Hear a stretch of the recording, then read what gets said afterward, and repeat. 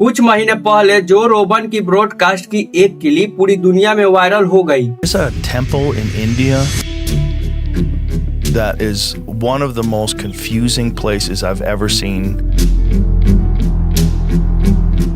और वे clip viral होने की वजह थी कि जो रोगन इंडिया के एक मंदिर के बारे में बात कर रहे थे। उन्होंने कहा ये मंदिर बना है जो इस मंदिर को बनाने में इंसान की हाथ नहीं है। It was carved out of a mountain. The whole temple was entirely carved out of a mountain. और वे मंदिर है एलोना का कैलाश मंदिर। यह एक ऐसा मंदिर है जो एक ही पहाड़ को काट कर ऐसी डिजाइन बनाया गया है, बिना कोई जोड़ाई से, बिना कोई सीमेंट से, सिर्फ यह एक पत्थर से। इसे बनाने के लिए 2 लाख टन चट्टान हटाई गई और आज तक किसी को ये नहीं पता है कि आखिर वे चट्टान गया कहाँ। और सबसे अजीब बात, ये मंदिर स्टार्ट हुआ पहले जमीन से बनना नहीं, बल्कि पहले छत से स्टार्ट हुआ है। पहले शिखर बना, फिर सब कुछ। इसीलिए सब लोग मानते हैं कि ये इंसान नहीं बनाया है, बल्कि इस एलियंस या किसी दैविक शक्ति ने बनाया है। I think that it's quite possible that at some point extraterrestrials gave technology to our ancestors that they taught them how to use them. तो आखिर सच क्या है, आज हम इसी की तह तक जाएंगे। तो चलिए वीडियो को स्टार्ट करते हैं। दोस्तों, महाराष्ट्र के छत्रपति संभाजी नगर से करीब 30 किलोमीटर दूर एक छोटा सा गांव है और उस गांव का नाम है एलोना। और यही एक पहाड़ आपको पूरी तरह से हैरान कर देगा। इस पहाड़ में कुल 34 गुफाएं तराशी गई है, जिन्हें आज एलोना के वंश कहा जाता है। और ये गुफाएं केवल एक दिन में ही नहीं बनी, इन्हें बनाने में पूरे लगे 600 साल। 6ठी सदी से लेकर 12वीं सदी तक 3 अलग अलग दौर में। शुरुआती 12 गुफाएं वैद्य शिष्यों के लिए बनी, अगली 17 गुफाएं हिंदू राजाओं ने बनवाई और आखिरी 5 गुफाएं जैन शासकों की देन है। लेकिन इन 34 गुफाओं में से एक गुफा जिसका नंबर 16 है, और ये गुफा सभी गुफाओं से अलग है। और इस गुफा का नाम है माउंटेन कला, जिसे शिव का घर कहा जाता है। मंदिर में एंट्री होती है एक भव्य गोपुर से, फिर आता है नंदी मंडप, उसके बाद सभा मंडप और सबसे अंदर गर्भगृह। मंदिर का शिखर 107 फीट ऊंची है, यानी एक 10 मंजिल इमारत जितना। मंदिर के आधार पर बने हथियारों की कतार कुछ ऐसी लगती है मानो पूरी मंदिर उन्हीं के पीठ पे टिकी हो। और वहीं की दीवारों पर रामायण और महाभारत का दृश्य बारीकी से उकेरे गए हैं। अब जरा रुकिए, क्योंकि यहीं से असली रहस्य शुरू होती है। इस मंदिर के 5 ऐसी रहस्य है जो आर्कियोलॉजिस्ट को भी सोचने पर मजबूर कर देती है। पहले ये मंदिर एक ही पत्थर की चट्टानों से काट कर बनाई गई है। 1982 के स्टडी में जब एक वैज्ञानिक ने पूरी तरह से इस मंदिर की जाँच की, तो कहीं भी उस मंदिर में जोड़े हुए लाइन नहीं मिली। ना उसमें सीमेंट का उपयोग हुआ था, ना कोई अलग से पत्थर उसमें लगाई गई थी। पूरा मंदिर, हाथी, खंभे, सब कुछ एक ही नक्शे से निकाली गई है। दूसरी बात, ये कोई पत्थर मुलायम पत्थर नहीं है, बल्कि ये बसलाट है। मोहंस हाई स्केलर्स पर, जो किसी मटेरियल की मापने का पैमान है। बेसाल्ट की रैंकिंग 6 है। यह इतना कठोर है कि इसे आज भी रोड बनाने में उपयोग होता है। तीसरी कारण, इस मंदिर को बनाने वाले के पास हथौड़ा और छेनी ही था। ना इनके पास कोई मशीन थी,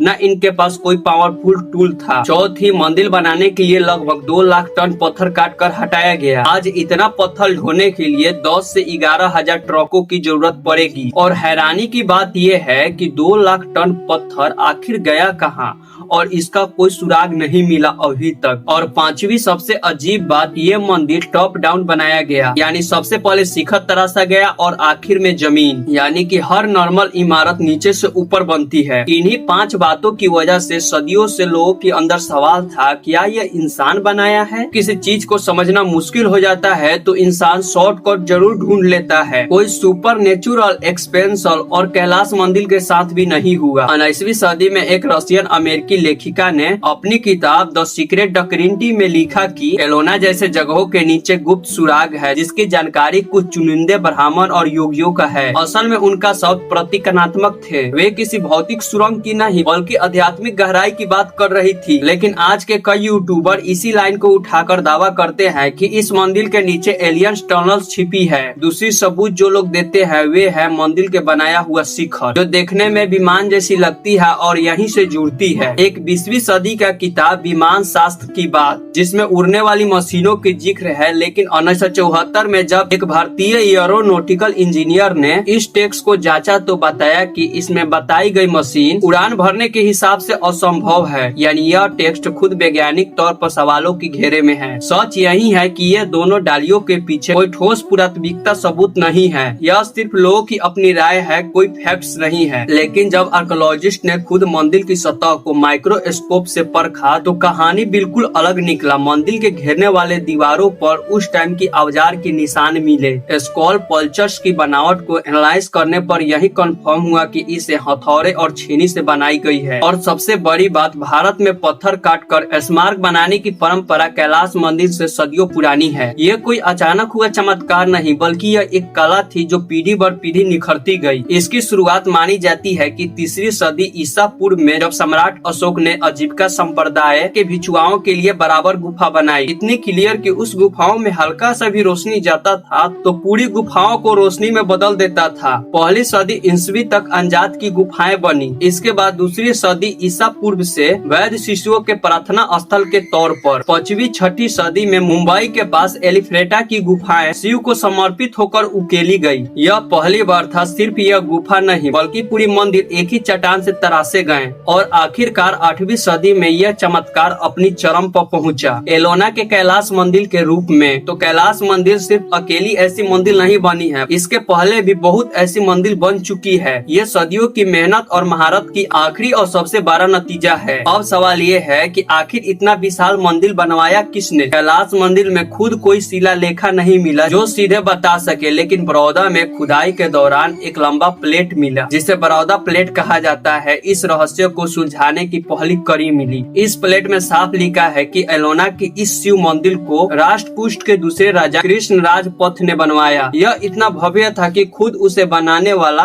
वास्तुकार भी खुद हैरान रह गया, ऐसा इस प्लेट में दर्ज है। राष्ट्रकूट साम्राज्य प्राचीन भारत के सबसे शक्तिशाली साम्राज्यों में से गिना जाता है। इस वंश के 13 राजाओं ने 752 से लेकर 982 तक राज किया। कृष्णराज प्रथम इसी वंश के दूसरे राजा थे और उनका राज्य सिर्फ 756 से 774 तक ही रहा, यानी महज 18 साल रहा। यहीं से एक नहीं बल्कि कई ऐसी उलझन पैदा होती है। क्या 18 साल में इतना बड़ा मंदिर बनाना मुमकिन है? 1952 में जर्मन आर्कियोलॉजिस्ट हर्मन गोयलतज ने एक बड़ा दावा किया। उसने मंदिर के आर्किटेक्चर्स और स्कल्पचर्स को गहराई से स्टडी करके पाया कि इसमें कुल 10 अलग अलग आर्टिस्टिक स्टाइल मौजूद है, जैसे एड्रेस की गलछमी पैदा करने की स्टाइल, बेस पर बने हथियारों और शेरों की स्टाइल से पूरी अलग। उनका तर्क था कि किसी भी आर्ट को बनाने में 10 को लगते हैं, तो फिर 18 साल के एक राजा के राज्य में 10 अलग अलग स्टाइल कैसे बना? कुलतवजन के मुताबिक यह मंदिर 8वीं सदी से लेकर 13वीं सदी तक बनाई गई है, यानी पूरे 500 साल में 8 अलग अलग राजाओं की योगदान है इस मंदिर को बनाने में। दशकों तक इस थ्योरी को किसी ने चुनौती नहीं दी, लेकिन 1982 में एक भारतीय पुरातत्वविद एम.के. धवलीकरण ने एक पेपर प्रकाशित की और गोयलज की दावे को पूरी तरह से पलट दिया। धवलीकरण के मुताबिक यह मंदिर 10 से 12 साल में बनाया जा सकता है और इसकी वजह अलग अलग राजा नहीं बल्कि अलग अलग जगहों से आए हुए कारीगरों की टीम थी। कहानी कुछ यूं जुड़ती है। 757 में कृष्णराज ने बदनामी के चालुक्य राजा कृतिवर्मन द्वितीय को युद्ध में हराया। जीत के बाद उन्होंने चालुक्यों को बनवाया पट्टडकल का विरूपक्ष मंदिर देखा तो इतने प्रभावित हुए कि उन्होंने इससे भी भव्य मंदिर बनाने के लिए ठान ली और युद्ध में जीत की एक और ट्रॉफी के तौर पर वे विरूपक्ष मंदिर बनाने वाले कारगिलों वास्तुकारों को अपने साथ एलोना ले गए। दिलचस्प बात यह है कि इसमें सभी कारीगर चालाक नहीं थे, कुछ मूल रूप से तमिलनाडु के पलवा वंश से थे। चालुक्यों ने खुद हार कर अपने साथ लाया था, यानी अनजाने में ही कृष्ण राजा प्रथम ने पलवा, चालुक्य और राजपूत से 3 अलग अलग परंपराओं के सबसे माहिर कारीगरों की एक संयुक्त टीम बनाई। चालुक्य और पलवा कारगिल डिजाइन और मूर्तियां में माहिर थे और राजपूत जो थे वो चट्टान काटने में माहिर थे। जब इन तीनों की महारत बनी तब जाकर बना एक अनोखा मंदिर। यही वजह है कि इस मंदिर में अलग अलग स्टाइल आपको देखने को मिलता है, अलग अलग राजाओं की वजह से नहीं बल्कि एक साथ काम करने वाले अलग अलग टीमों की वजह से। अब बारी आती है सबसे बड़ा सवाल कि आखिर ये बना कैसे। सबसे पहला कारण था कि अच्छा जगह चुनना। प्राचीन भारत में वास्तुकारकों को स्थापति कहा जाता था। इन्होंने चरांदरी पहाड़ की बासाल्ट को एक खास औजार से थपथपा कर ये पता कर लेता था लोग कि ये चट्टान में दरार है या नहीं। इसके बाद इसी चट्टान पर पर मंदिर की नक्शा खींचा गया, जो काफी हद तक पटडकल के विरूपाक्षण मंदिर से मिलता जुलता था। नक्शा बनाने के बाद शुरू हुई खुदाई और सबसे पहले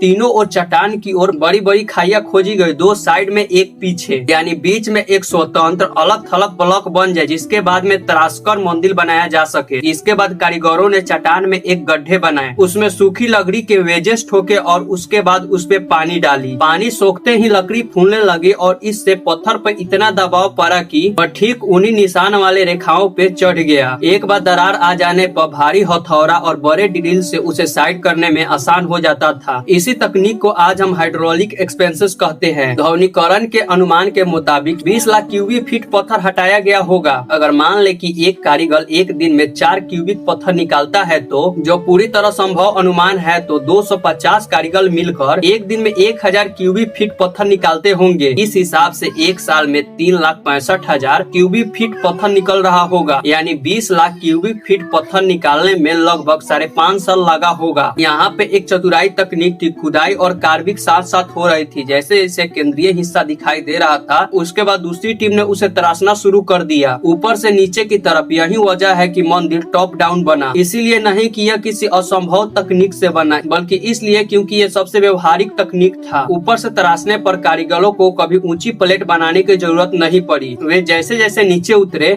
वे वैसे वैसे अपने ही तराशे हिस्से पर खड़े होकर काम करते रहे। इसी तरह 6 से 7 साल तक मंदिर की बाकी हिस्सा को खोखला किया गया। आर्कोलॉजिस्ट के मुताबिक मंदिर बनाने में लगभग 10 से 12 साल लगे, जो कृष्णा राजा प्रथम के 18 साल के राज्य में ये पूरी तरह से मंदिर फिट बैठती है। एक आखिरी उलझन बाकी है कि इतना पत्थर कटा तो आखिर वे पत्थर गया कहाँ? साइंस के पास इसका पूरा सबूत नहीं है, लेकिन कुछ ठोस अनुमान जरूर है। हो सकता है कि मंदिर की इस रास्ता बनाने में इस पत्थर का उपयोग हुआ होगा, न तो कोई इमारत को बनाने में इस पत्थर का इस्तेमाल हुआ होगा, या आपस की नदी और घाटियों में डाल दिया गया होगा। क्योंकि ये मलबा काफी छोटे थे, हो सकता है कि 1300 साल में ये धीरे धीरे मिट्टी में मिल गया होगा। लेकिन सच ये है कि इसका निश्चित जवाब अभी तक नहीं मिला है, और शायद यही एक असली मिस्ट्री है जो अभी तक बची है। सच ये है कि कैलाश मंदिर का रहस्य एलियन या सुपरनेचुरल शक्ति ने नहीं बनाई है, बल्कि इंसानी हुनर, धैर्य और 3 अलग अलग परंपराओं की मेल में छिपी है। कॉन्फिडेंस थ्योरी वही जन्म लेती है जहाँ पे थोड़ा कम निश्चितता रहती है, चूँकि यह पूरी तरह साबित ये नहीं है कि यह मंदिर कितना साल में बना और कैसे बना, और वहीं से एलियन और जादू शक्ति की बातें उठ जाती है। लेकिन असली कहानी उससे भी ज्यादा और खतरनाक है कि 1200 साल पहले हथौड़ी और छेनी से